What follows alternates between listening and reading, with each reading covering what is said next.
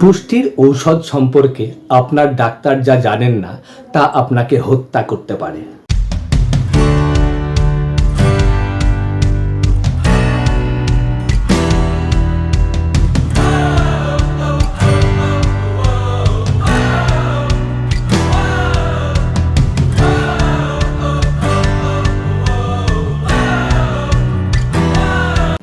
Hello friend, I am doctor P K Pal. Welcome to my channel. চলুন অন্যভাবে চিন্তা করি, জীবনটাকে পাল্টে ফেলি। তো ফ্রেন্ড, আজকে আমি যে বইটি পড়ব তার নাম what your doctors does not know about nutritional medicine may be killing you. পুষ্টির ঔষধ সম্পর্কে আপনার ডাক্তার যা জানেন না তা আপনাকে হত্যা করতে পারে। লিখেছেন ডি স্ট্র্যান্ড রে। আজকের ভিডিও শুরু করার আগে বলি, এই বইয়ের অন্যান্য অধ্যায়ের লিঙ্ক ভিডিও ডেসক্রিপশনে দেওয়া থাকবে, সেখান থেকে আপনারা সেগুলি দেখতে পারেন। তো চলুন শুরু করা যাক। ভূমিকা: চিকিৎসকরা রোগ ভিত্তিক। আমরা রোগ অধ্যয়ন করি, আমরা রোগের সন্ধান করি, আমরা রোগের চিকিৎসার জন্য ফার্মাসিউটিক্যালি প্রশিক্ষিত এবং এটি করার জন্য আমরা আমাদের ওষুধগুলি জানি। মেডিকেল স্কুলে আমরা ফার্মাকোলজি অধ্যয়ন করি এবং শিখি যে কিভাবে শরীর প্রতিটি ওষুধকে শোষণ করে এবং কখন এবং কিভাবে শরীর এটাকে নির্গত করে। আমরা জানি কোন ওষুধগুলি নির্দিষ্ট রাসায়নিক পথকে, থেরাপিউটিক প্রভাবকে তৈরি করতে ব্যাহত করে। আমরা ওষুধের পার্শ্ব প্রতিক্রিয়া প্রোফাইলগুলি শিখি এবং আমরা যে কোনো সম্ভাব্য বিপদের বিরুদ্ধে সুবিধাগুলো ভারসাম্য বজায় রাখার জন্য যত্ন সহকারে কাজ করি। চিকিৎসকরা তাদের ওষুধগুলি জানেন এবং সেগুলি লিখে দিতে দ্বিধা করবেন না। আমাদের রোগীরা উচ্চ রক্তচাপ, উচ্চতর কোলেস্টেরল, ডায়াবেটিক্স মেলিটাস, আর্থারাইটিস, হৃদরোগ এবং বিষণ্ণতার জন্য যে ওষুধগুলি গ্রহণ করছেন তা এক মুহূর্তের জন্য বিবেচনা করুন। মাত্র কয়েকটির নাম: সংক্রামক রোগের বিরুদ্ধে যুদ্ধে অ্যান্টিবায়োটিক আবিষ্কার এবং ব্যবহারের ফলে আমাদের চিকিৎসার দর্শন হয়ে উঠেছে আক্রমণ রোগ। চিকিৎসক সম্প্রদায় এই আক্রমণাত্মক মনোভাব এবং দৃষ্টিভঙ্গি একবিংশ শতাব্দীতে বিভিন্ন দীর্ঘস্থায়ী অবক্ষয় রোগের চিকিৎসার জন্য ব্যবহার করেছে। একটি সমীক্ষা অনুমান করে যে 1997 সালে শুধুমাত্র মার্কিন যুক্তরাষ্ট্রে ফার্মেসিগুলি 2.5 বিলিয়নেরও বেশি খুচরা প্রেসক্রিপশন প্রেরণ করেছিল। গত 8 বছরে প্রেসক্রিপশন ওষুধের বিক্রি দ্বিগুণেরও বেশি হয়েছে। 1990 সালে আমেরিকানরা $37.70 বিলিয়ন ব্যয় করেছিল। 1997 সালে সেই ব্যয় বেড়ে দাঁড়ায় $78.90 বিলিয়ন। প্রেসক্রিপশন ওষুধগুলি গত 1 বছর স্বাস্থ্য পরিচর্যার সবথেকে বেশি বর্ধনশীল অংশ। প্রতি বছর প্রায় 17% হারে বৃদ্ধি পাচ্ছে, যেটা মূল্যস্ফীতির গড় হারের উপরে। চিকিৎসা এবং বীমা সংস্থাগুলি তাদের সমস্ত আশা ওষুধের কাছে রেখেছিল এবং আশা করি যে দীর্ঘস্থায়ী এই মহামারীটিকে স্থির করবে। ডিজেনারেটিভ ডিজিজ অনেকটাই ফার্মাসিউটিক্যাল শিল্পের আনন্দের জন্য। হ্যাঁ, আমরা আমাদের ওষুধ পছন্দ করি। আমি এখনও এমন একজন ব্যক্তির সঙ্গে দেখা করিনি যিনি চমৎকার স্বাস্থ্য পেতে চান না। আমাদের অধিকাংশই ধরে নেয় যে আমরা সবসময়ই সেটা করব, কিন্তু সত্য হলো যে আমাদের মধ্যে অনেকেই ডাক্তার অন্তর্ভুক্ত প্রতিদিন আমাদের স্বাস্থ্য হারাচ্ছে। আমি জানি, কারণ স্বাস্থ্যসেবা আমার কাজ। আমার কর্মজীবনের প্রতিটি দিনের সাথে রোগীদের জানানো জড়িত যে তারা একটি বা অন্য দিক থেকে তাদের স্বাস্থ্য হারিয়েছে। একজন রোগীর ডায়াবেটিস বা ডিজেনারেটিভ আর্থারাইটিস হতে পারে, আর একজন রোগী হয়তো হার্ট অ্যাটাক বা স্ট্রোকে আক্রান্ত হয়েছেন। তারপরেও আর একজনকে বলতে হবে যে তার মেটাস্টেটিক ক্যান্সার রয়েছে এবং তার বেঁচে থাকার আর মাত্র কয়েক মাস আছে। প্রত্যেকেই তার স্বাস্থ্য বজায় রাখতে বা পুনরুদ্ধার করতে চায়, কিন্তু সে সব সময় জানে না তার কি প্রয়োজন এই লক্ষ্য অর্জন করার জন্য। যেহেতু চিকিৎসকরা রোগ এবং ওষুধ ভিত্তিক, আমরা আমাদের বেশিরভাগ সময় এবং প্রচেষ্টা এবং একটি রোগের প্রক্রিয়া শনাক্তকরণের চেষ্টা করি, যাতে আমাদের রোগের জন্য একটি ওষুধ বা চিকিৎসা পরিকল্পনা লিখতে পারি। এমনকি যিশুও এই বিবৃতি দিয়েছিলেন, যারা সুস্থ তাদের জন্য চিকিৎসকের প্রয়োজন নেই, কিন্তু যারা অসুস্থ তাদের। তবু এটি সাধারণ জ্ঞান করে যে এটি হারিয়ে যাওয়ার পরে এটি ফিরিয়ে পাওয়ার চেষ্টা করার চাইতে আমাদের স্বাস্থ্য বজায় রাখা অনেক সহজ। রোগ প্রতিরোধ করা যে কোনো চিকিৎসকের জন্য ব্যবসার প্রথম আদেশ হওয়া উচিত, কিন্তু আপনি যখন আপনার স্বাস্থ্য রক্ষার সর্বোত্তম উপায় সম্পর্কে জানতে চান, তখন আপনি আসলে কার কাছে যান? আপনার ডাক্তার কি আপনাকে এই তথ্য দিচ্ছে? চিকিৎসক সম্প্রদায় প্রতিরোধমূলক ওষুধের জন্য প্রচুর পরিষেবা দেয় এবং কি তার নেতৃস্থানীয় চিকিৎসা বীমা পরিকল্পনা স্বাস্থ্য রক্ষণাবেক্ষণ সংস্থার কাছে পাঠায়। সমস্ত চেহারার দ্বারা প্রতিষেধক ও ওষুধের শ্রেষ্ঠ অগ্রাধিকার বলে মনে হয়। তবুও আমাদের স্বাস্থ্য যত্ন $1 কম ব্যয় করা হয় গ্রিন টি মেডিসিন। বাস্তবে আমাদের বেশিরভাগ প্রতিরোধ ওষুধগুলো গ্রাম শুধু ওষুধ রোগ শনাক্তকরণের ক্ষেত্রে ব্যবহার হয়। উদাহরণস্বরূপ ম্যামোগ্রাম, রসায়ন প্রোফাইল এবং পিএসএ পরীক্ষা প্রোস্টেট ক্যান্সারের জন্য সবই ডিজাইন করা হয়েছে। যত তাড়াতাড়ি সম্ভব একটি সমস্যা বা ক্যান্সার শনাক্ত করুন। ডাক্তাররা জানতে চান আপনার কোলেস্টেরল বেড়েছে, আপনি ডায়াবেটিক হয়েছেন নাকি উচ্চ রক্তচাপ বেড়েছে। কিন্তু তারা রোগীকে জীবনযাত্রার পরিবর্তনগুলি বুঝতে সাহায্য করার জন্য খুব কমই সময় ব্যয় করে, যা আসলে তার স্বাস্থ্য রক্ষার জন্য প্রয়োজনীয়।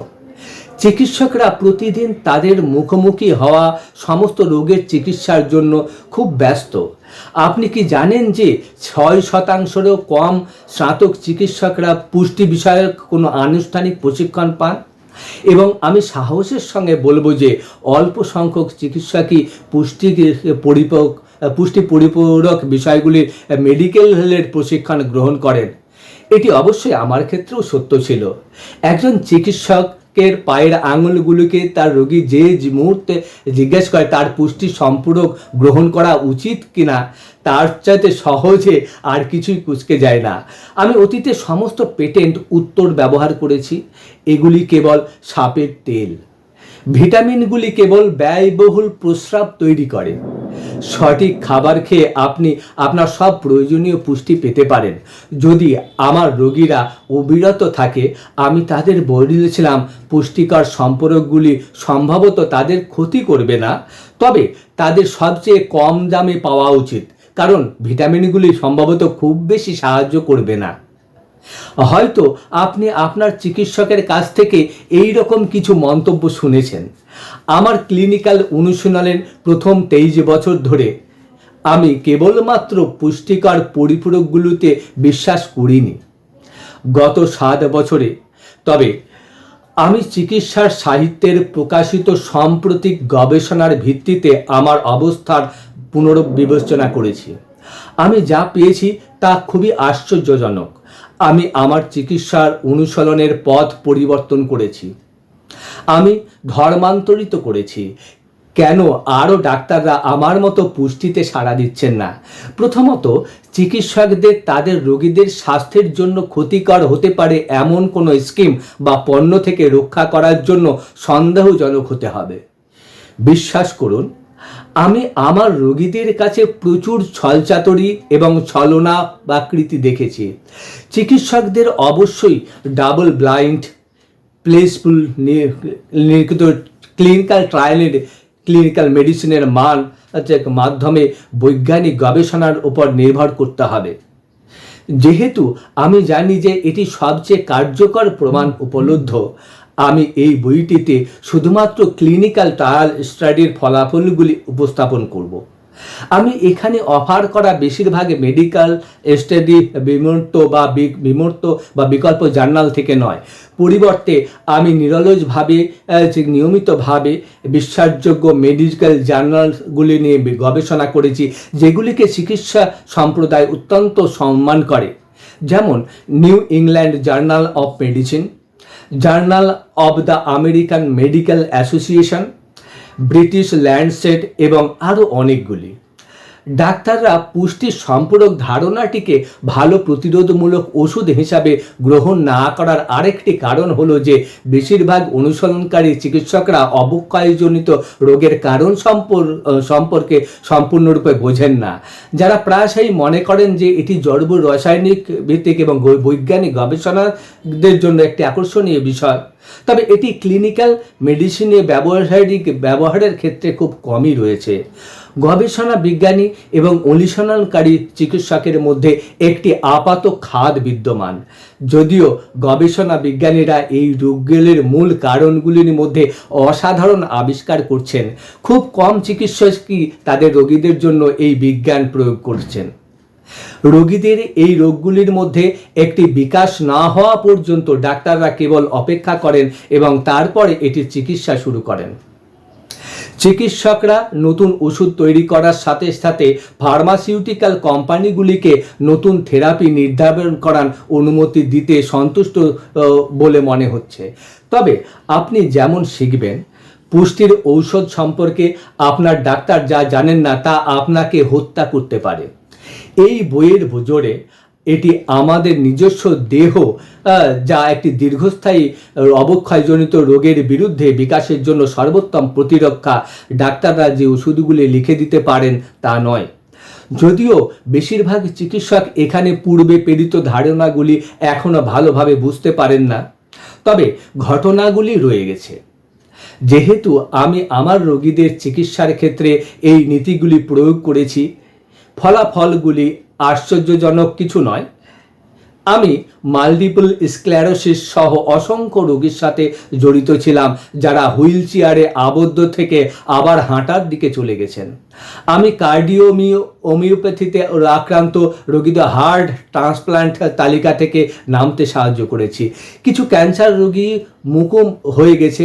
ম্যাকুলার ডিজেনারেশন রোগীদের উল্লেখযোগ্য চাক্ষুষ উন্নতি হয়েছে এবং ফাইব্রোমায়ালজিয়া রোগীরা তাদের জীবন ফিরে পেয়েছে।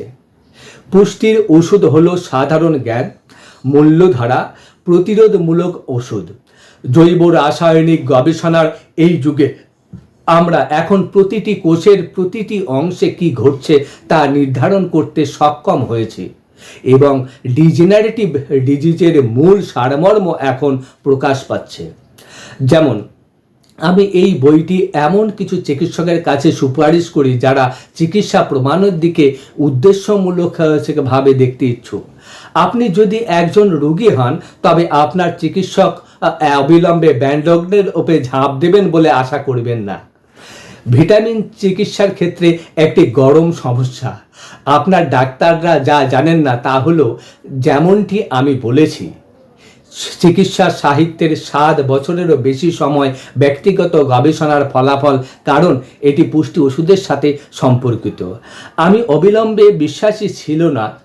পুষ্টির ওষুধ বেশিরভাগ চিকিৎসকের পাশাপাশি জনসাধারণের কাছে বিদেশি, এটা সত্য, কিন্তু রায় হলো আপনার ডাক্তার পুষ্টির ওষুধ সম্পর্কে যা জানেন না তা আপনাকে হত্যা করতে পারে। সুসংবাদটি হলো, পুষ্টির ওষুধের অনুসরণ শুরু করার জন্য আপনাকে একজন চিকিৎসক হতে হবে না।